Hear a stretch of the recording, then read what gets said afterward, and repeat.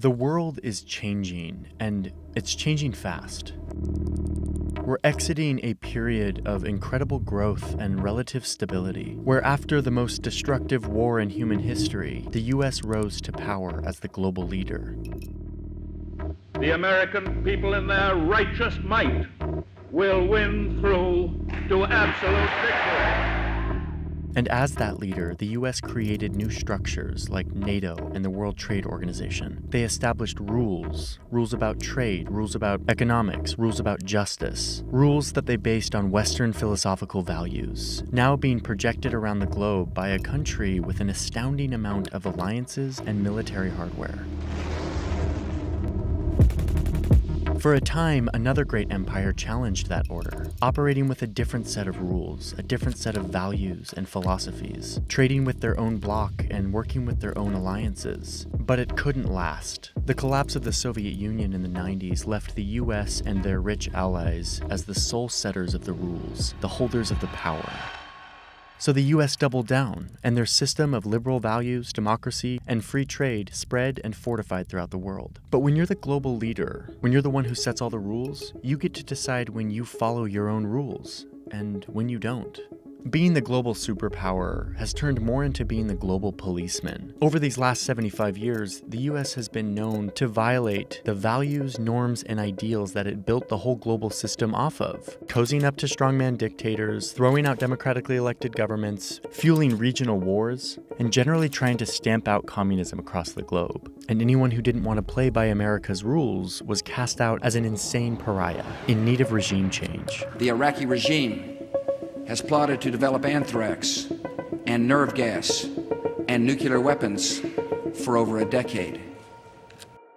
And yet, despite this double game the US has played, this system has been a part of the most peaceful period of human history. Major empires don't fight each other like they used to. And a major reason is because they came to understand that getting in line with the American-led system would mean economic opportunity and growth. It wasn't worth a war. Fighting against this system often meant destruction and losing deals for all sides. This peace was also helped by the existence of the most powerful weapons ever invented, which great powers didn't dare use on each other. The American-led system has meant stability and an incredible amount of trade, leading to a dramatic reduction in global poverty. But that era is coming to an end.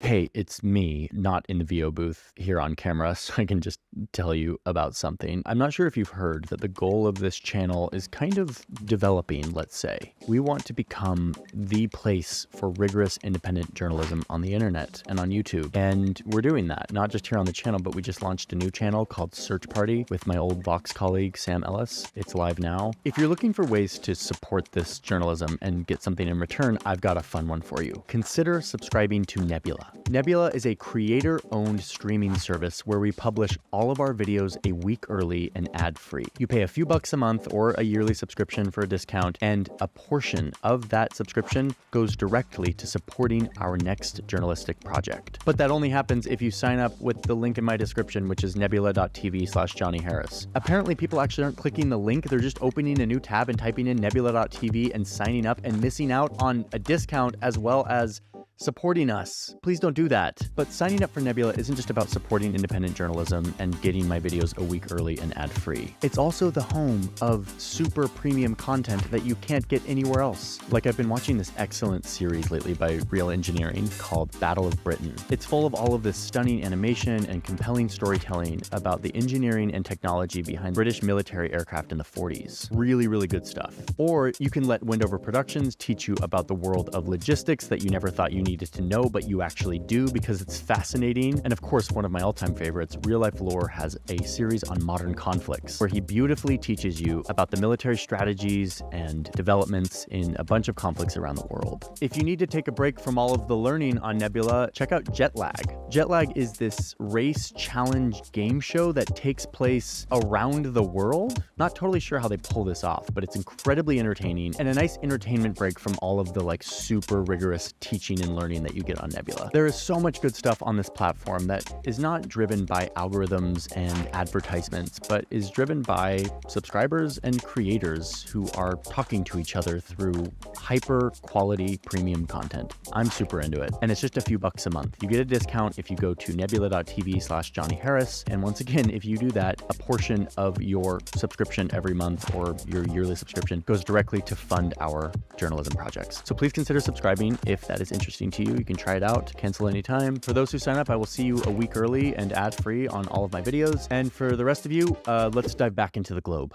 In part thanks to the US-led order, China, which until recently was the most populous country on Earth, has risen to become the second largest economy and world's largest military based on active forces. And more, China sees the US as an unfair policeman of the global order, only holding to the rules that benefit them. And this projection of values and philosophies from the West to the leaders in China, this looks a lot like the modern-day version of colonialism. They see this hypocritical American empire drunk on power that they've had since 1945, an America that is increasingly defensive because it's in decline, with its broken politics, divided people, and a complacency with their spot at the top. So China is building a competing system. In March 2023, China's leader Xi Jinping announced his Global Civilization Initiative, where he stated that countries must, quote, refrain from imposing their own values or models on others, and refrain from stoking ideological confrontation. So instead of the hypocritical colonialism of the US imposing their human rights and democracy around the world, his system would be transactional, stripping away the veil of what he views as a hypocritical, rules-based order that is built to basically benefit one group. The Chinese system would be built on common interests, beneficial deals, and opportunistic alliances, not purported philosophical values. And unlike decades past, China now has the military and the money to make it happen, to ignore the rules of the global superpower and to make their own, to engage with the world in a different way, to pursue Chinese interests outside of the system.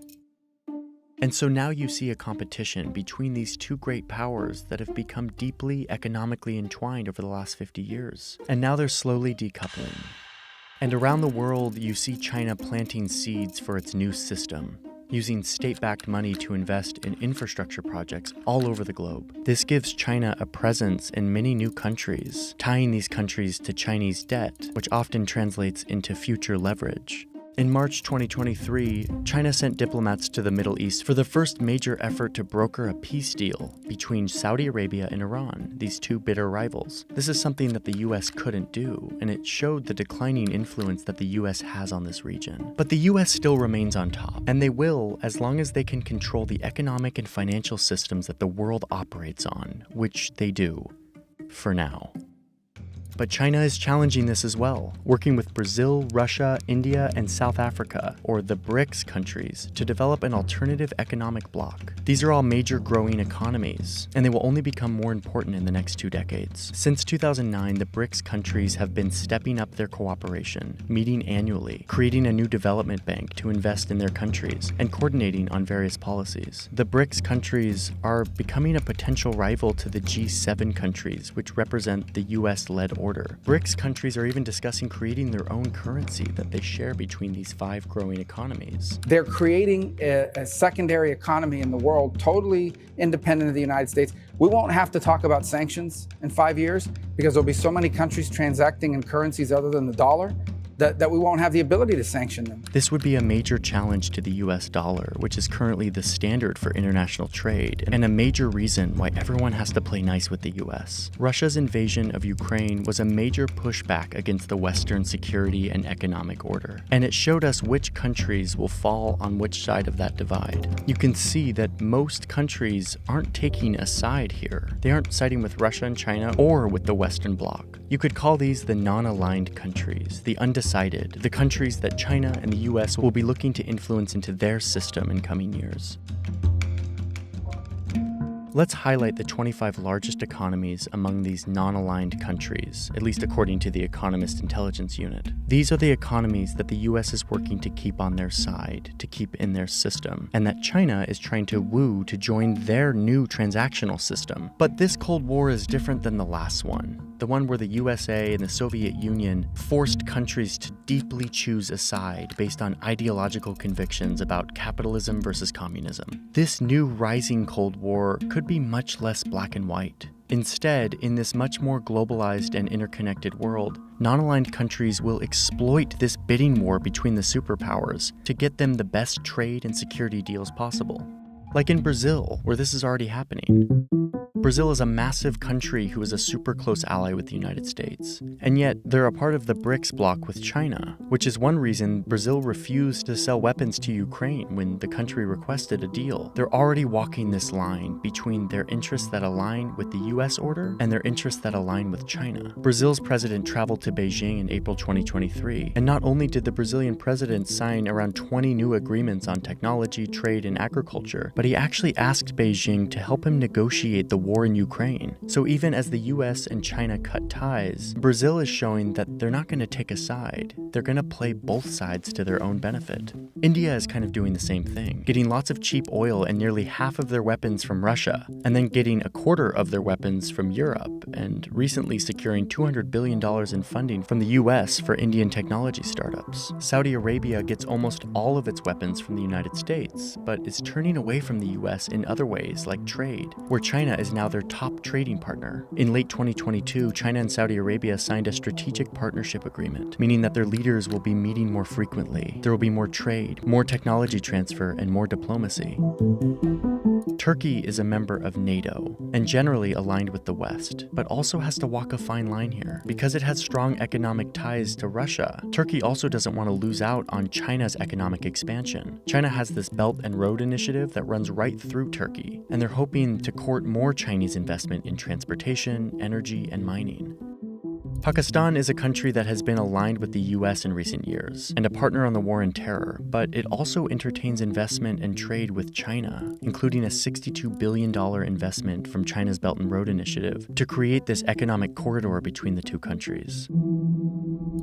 The continent of Africa is full of mostly non-aligned countries. It's also where China has been busy giving huge loans and building bridges, ports, mines, and railways, all with the goal of tying these countries to the future Chinese way of doing things. And China is expanding trade here too, trading $254 billion with Africa in 2021, while the US only traded $44 billion, a sixth the amount of China. China's investment has been swift and effective here and all over the globe in garnering new friends and allies, laying the foundation for their competing world order. But the US isn't just going to sit back and let this happen. They're already responding. Big names like Kamala Harris, the vice president, or Janet Yellen, the head of the Federal Reserve, Antony Blinken, the Secretary of State, have all visited Africa in 2023. President Biden went to Saudi Arabia last year, despite calling the country a, quote, pariah state on the campaign trail. He was there to try to claw back some influence that was being taken by China. And then, of course, the US is hitting China straight on, cutting them off from Western technology to hamper their economic and military progress. The US and its allies in Asia are also encircling China with their military in the Pacific, sending billions of dollars of weapons and infrastructure into China's backyard.